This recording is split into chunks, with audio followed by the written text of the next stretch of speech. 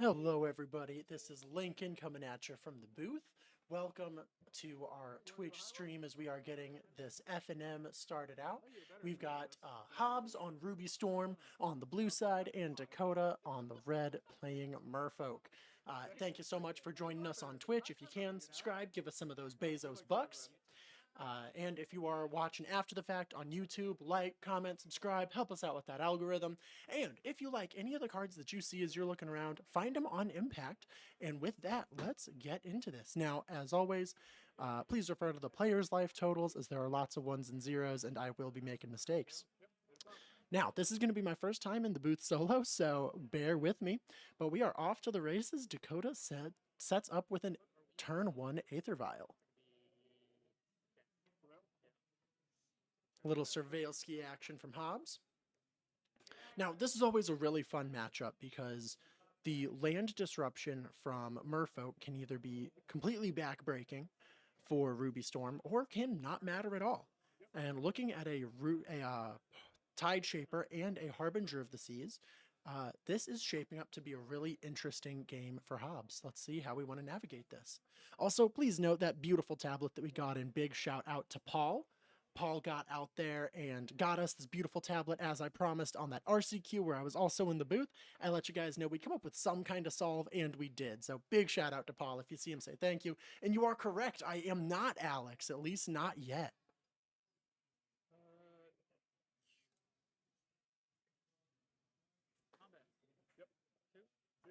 All right, Dakotah going in with the Tide Shaper and is going to go ahead and activate the Aether Vial to drop in a Lord coming in for 3.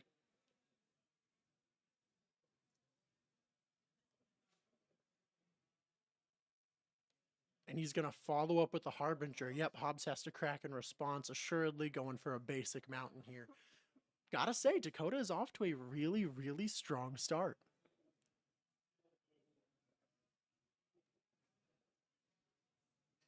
Now, these players are both really great. They're at Impact frequently. They're always here on Friday nights for some good old FNM. They're constant competitors at our RCQs, so they are some wonderful folks with some great table banter. And Hobbs is either about to go off this turn or he hates what he sees. Let's find out. And rock hard abs, you bet I am in fact planning on becoming Alex.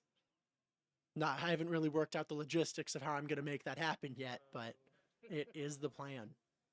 All right, Hobbs is going to try and go off. He's going to go ahead and get some good old D6s out to calculate some mana and storm, I believe, but there's the Desperate Ritual. No reducer yet for Hobbs, but I did see a Ral in his hand. Interesting he didn't decide to lead with the Ral before this Desperate Ritual, considering Dakotah is completely tapped out, but this is where Dakotah is holding a Force of Negation. So that could be really good. Perhaps Dakotah's waiting for the reducer, but Force is not going to hit Ral. Yeah, there it is. There is the Ral. This is going to be really interesting. You can see Dakotah really considering when to fire off that Force of Negation. Now, I could be wrong here, but I think the right time is on this next ritual. Because if you stop this ritual, you can slow down the storm count, or you can at least stop him from going off.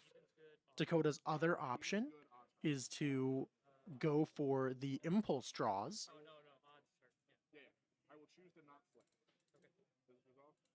As that would likely stop Hobbs from finding what he needs, but that's just a very high risk play. So we'll see if that's what he opts to do here. He does go ahead and force that ritual. Gonna slow him down. And the question from here is going to be, does Hobbs have the ability to go off without those 2 rituals? Oh goodness, that is a Force of Negation, and he can cast it. Dakotah's Cavern and Noodle Vault are both islands from that Harbinger, and as a result, he can hard cast that Force of Negation. That was a huge top deck for Dakotah. Yep, calculating some damage. Hobbs doing some math. Classic pen behind the ear.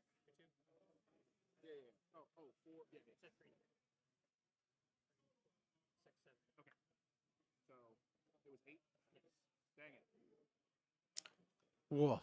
Big combat here. Let's see if Hobbs is going to be able to recover on this turn. But Dakotah doing a great poker face here, holding this Force of Negation. Gonna look at the Force.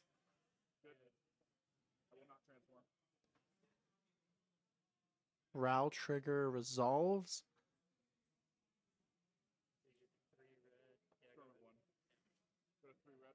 All right, so does the ritual. Dakotah's not going to fire off that Force of Negation.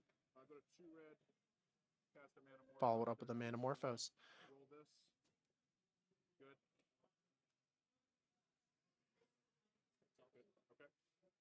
I gotta say, playing against Ruby Storm is always such a stressful experience. You never know if your opponent is just going to go off, and if you have to sit there and watch them, there's so many things that could or could not be the right counterspell targets. So I know Dakotah is feeling it because right now, Dakotah has to make the right choice. Absolutely has to. He's effectively got lethal on board. Not quite, as he can throw the round the way, but once Hobbs starts doing that, the game's pretty much locked up for Dakotah. So Hobbs has to go off here if I am correct about how this is going to play out.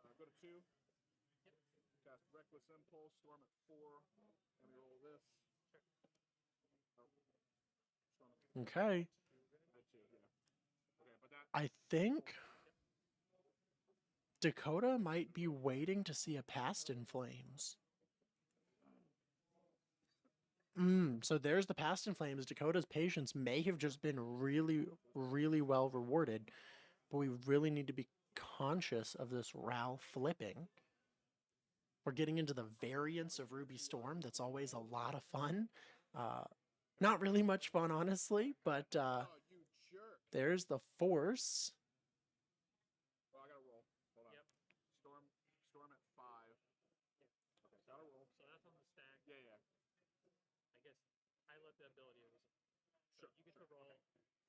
Okay, we're going to resolve the Ral trigger with the Past in Flames on the stack. He is going to take a damage. I'm going to realize I haven't updated life totals. All right.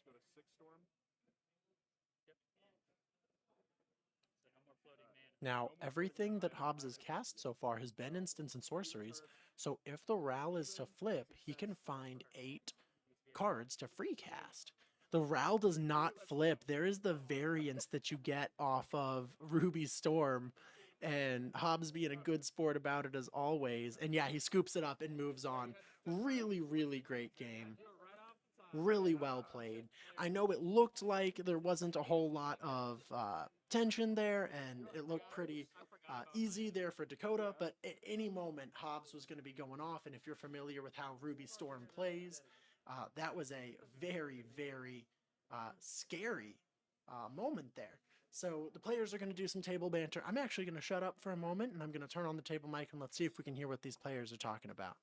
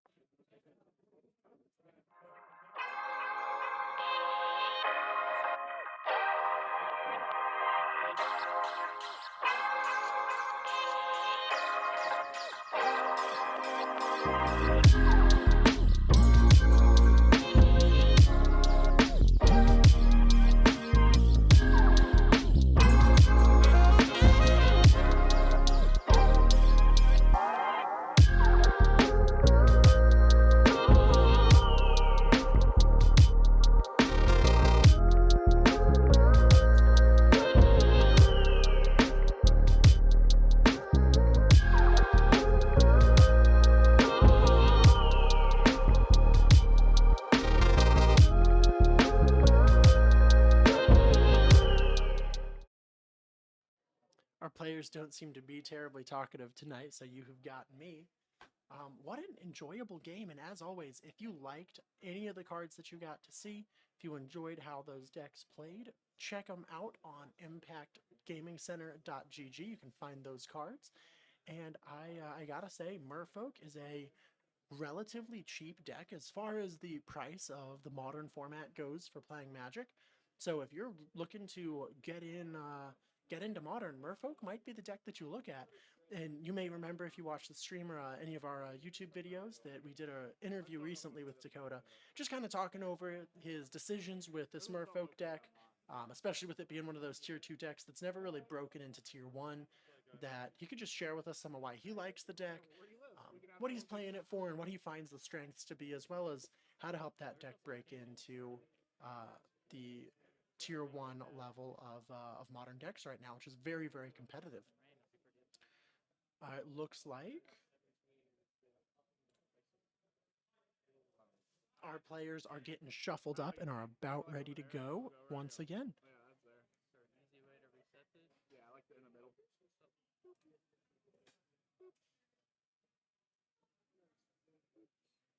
It's telling us which one's going first. Look at that. It's me. There you go, my friend.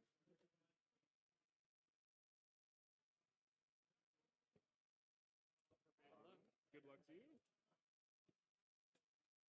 All right. You can see Dakotah sideboarded in those consigned to memories and is looking at 2 of them in the opening hand. That can be really good because remember, the storm effect is actually a triggered ability and can be targeted with consigned to memory. In addition to that, both players are keeping and we're off. Hobbs is going to put down a Arid Mesa. The consigned to memories can be really great for an early game counterspell to deal with Ruby Medallions, which is a really great decision, especially if you're on the draw and you need a 1 mana answer.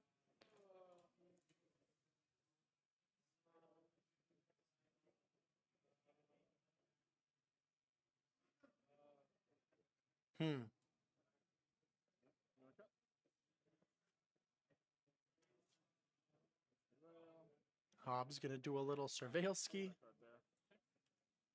He likes what he sees. He picks up a writ.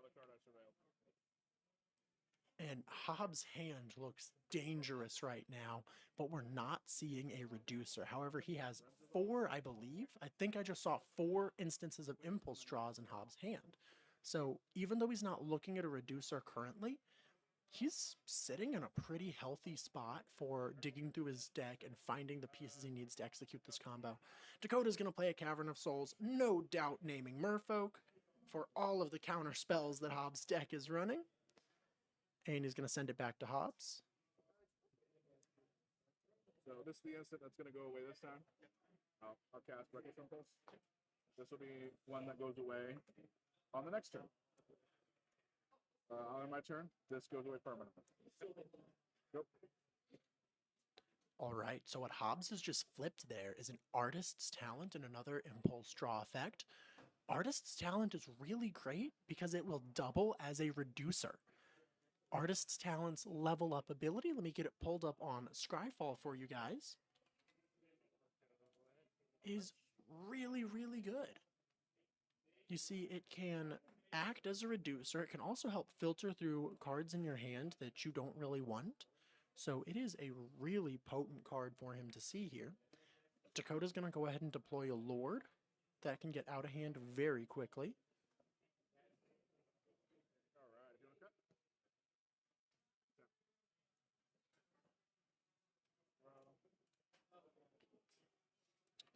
Back to Hobbs, and give me a moment. I'm trying to find where Scryfall is on this thing. Found it. There you go. Take a look. Artist's Talent, which is exactly what Hobbs is going to deploy. He cannot level it up quite yet this turn. He's just going to opt to throw off that Ren's Resolve that's sitting in exile. He doesn't want to lose it. Trigger the Artist's Talent. He likes his hand. He's going to keep it. Oh my goodness. A Ritual and another land. That is a potent set of draws. Yep. That's why we've got it on Scryfall, folks. Dakotah's reading Artist's Talent, and you can too.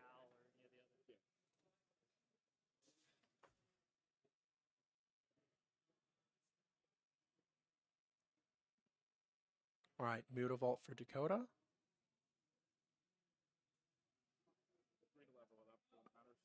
So Dakotah's at a bit of a crossroads here. He's got a hand with 2 consigns and is now realizing that neither of those are going to stop Hobbs from sticking a reducer, which is just bad luck. He's going to go to combat and he's going to try and choke him out on some mana here, putting down the Harbinger. That leaves Hobbs with exactly 1 red mana. So this could be, ooh, Hobbs does pull a reducer. It is a ruby medallion. It's going to tap 2 islands to fire it off. Yes, he's going to fire off the medallion. This is Dakotah's opportunity to deploy one of those consigned to memories.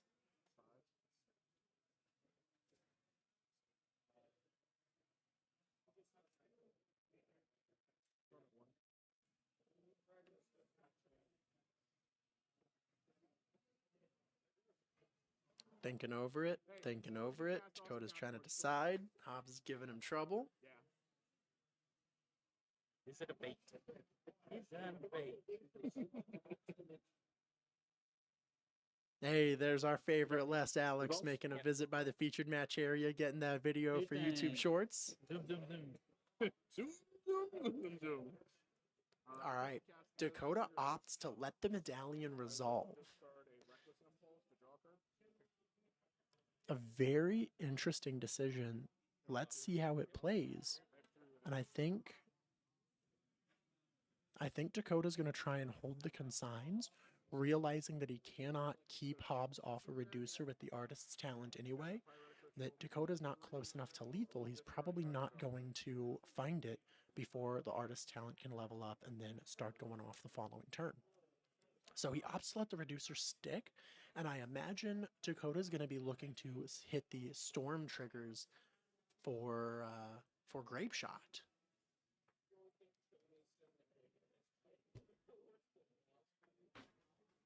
Cast Reckless Impulse.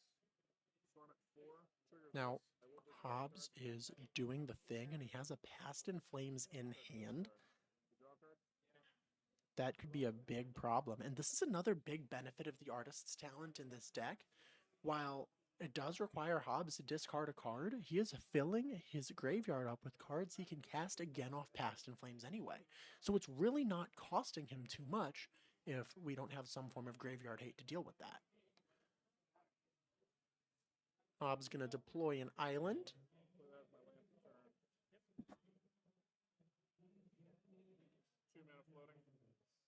Going to opt to throw off the Past in Flames now.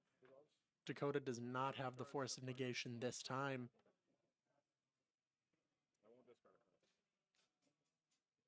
And this is where the Ruby Storm player is supposed to bring a coloring book for their opponents, as this is going to be a whole lot of Hobbs doing things and a whole lot of Dakotah watching.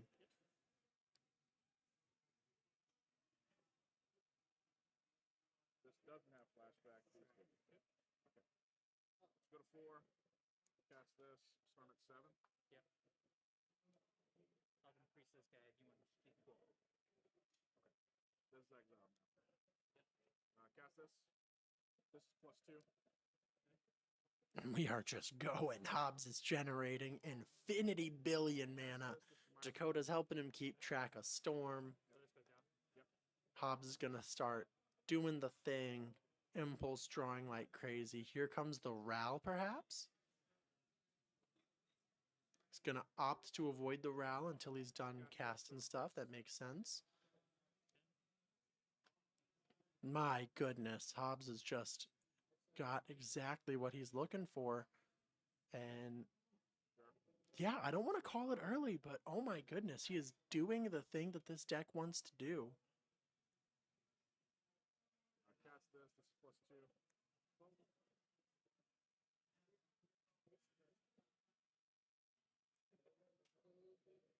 Cast this. It's -2. This top 3. Hobbs keeping the Glimpse the Impossible exile stack separate from the other impulse draws, as Glimpse does not last until the end of the next turn. It ends on the same turn that it's been cast, but the cards from it enter the graveyard, and you create 0/1 Eldrazi spawns that you can sacrifice for mana for each one that does that. So a little different, and he's going to keep those piles separate, but it doesn't look like it's going to be mattering too much. Now, Hobbs is a little choked on mana right now. He has got a Manamorphose was a really important find for him there, because Hobbs has got 4 mana remaining, Cast this. and he has not found a finisher yet. He also has not deployed a Ral to flip 8 cards off the top. We're at 17. I might have gotten a little overconfident, and I think Hobbs may have as well. Let's see if Hobbs has a plan. He's counting. He's realizing the Past in Flames trigger, or I'm sorry, not trigger, but flashback is going to cost just a little too much. He's going to see if he can't flip around now. A flashback strike it rich for 1. Doesn't have a whole lot of spells to do it, but he's got enough to try it at a 50% chance each. Mathematically, he should be able to make it, but he's going to miss the first one.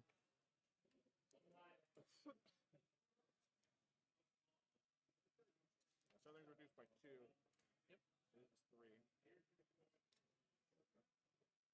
Flash this back for 3. Look at this 0.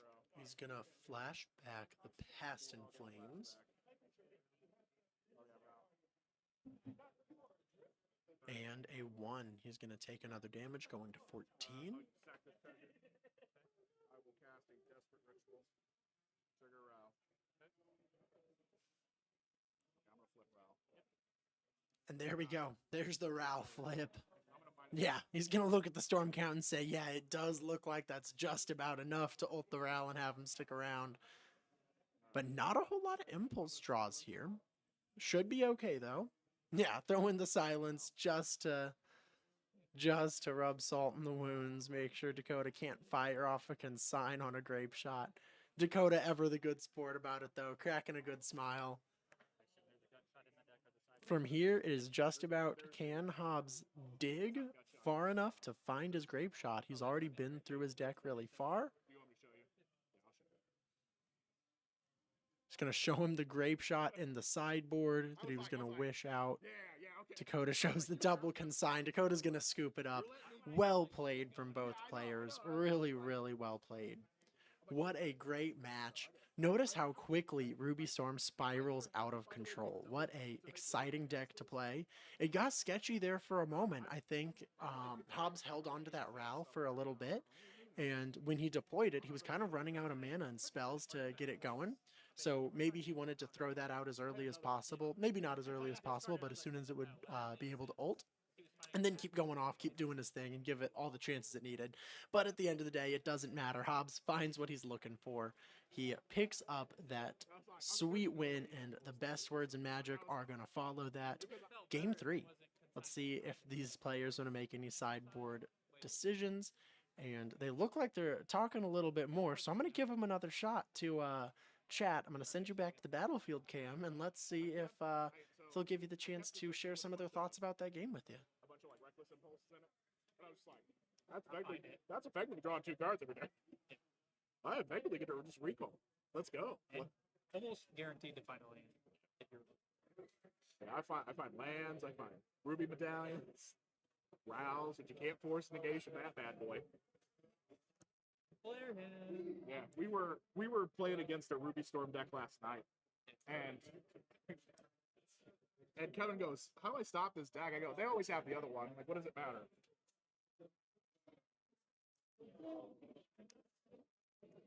Like he was trying to mulligan to like specific hate, Yeah. and I was like, they're always just gonna have the other one. Like you keep lightning bolt, they're just gonna have Ruby Medallion. I go, if you have Flame of Anor, they're just gonna have Ral. Like, you know. You good? Are you keeping? Yes. I'm keeping. I'm going to 6, Lincoln.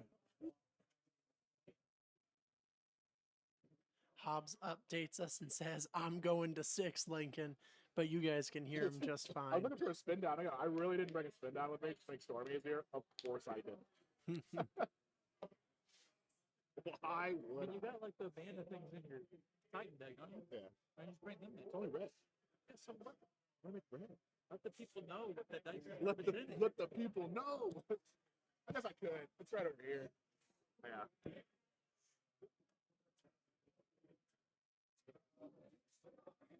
Now let's Lincoln's following along. He's like, yeah, that dice right there, that represents.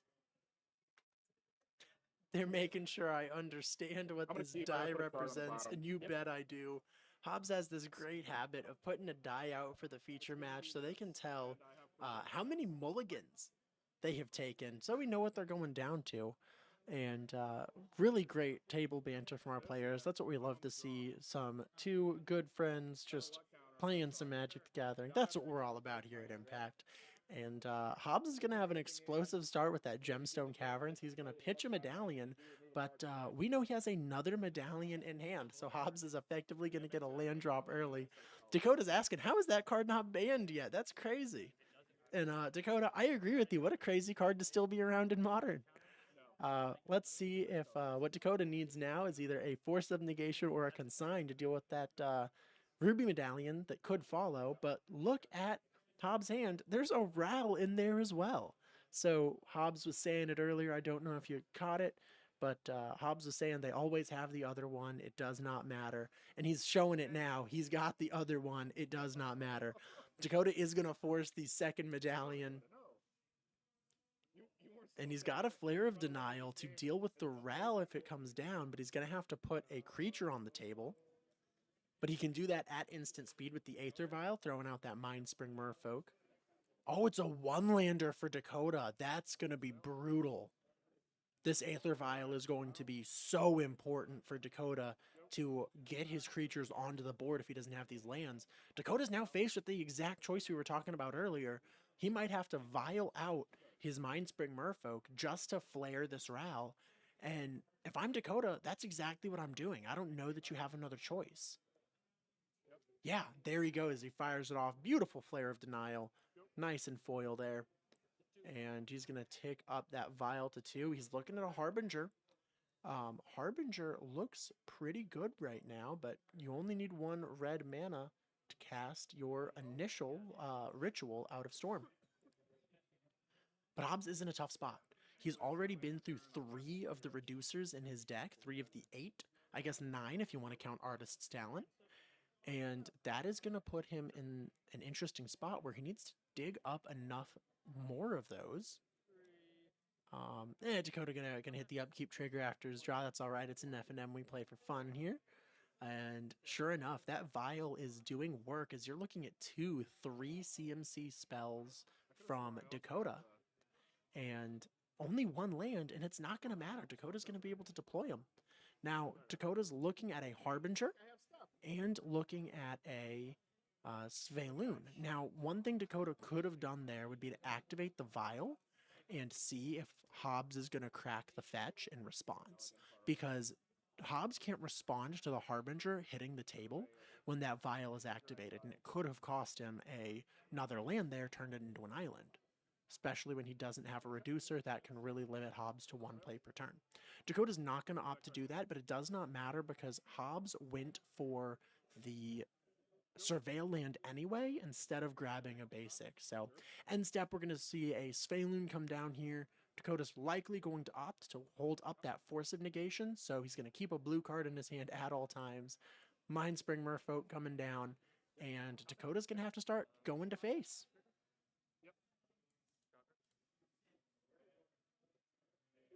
All right, draw a card off Svelun, putting the pressure on to Hobbs. Silence, Desperate Ritual, Manamorphose, and another Manamorphose. All right.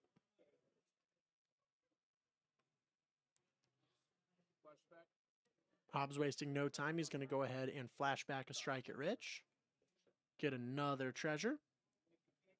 And if I'm right, this is where Hobbs is going to pass it back to Dakotah. And the plan here for Hobbs is he is setting up for next turn. He doesn't know for sure he's going to drop in. Dakotah puts in the Harbinger. He knows it's now or never. Dakotah's going to see if he can go lethal here. He can't put this Lord of Atlantis out on the table. Well, he can. He can play the Soporific Springs untapped, deploy the Lord of Atlantis, and probably go in for lethal. But Dakotah's doing that math for us. You know what they say, math is for blockers. Dakotah's the attacker here who's about to do it, and I am neither, so I'm going to wait for Dakotah to do this math and see what it comes out to.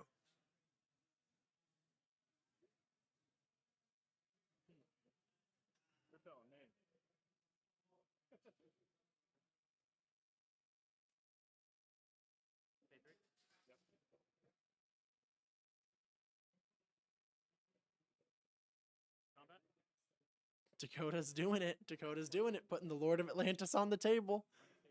Here he comes in for lethal, I believe.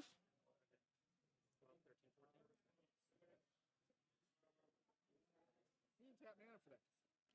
Okay, all right. That's why I was confused. There we go. And it looks like Hobbs is going to be scooping it up and moving on to game 2. Or sorry, that it was at game 3.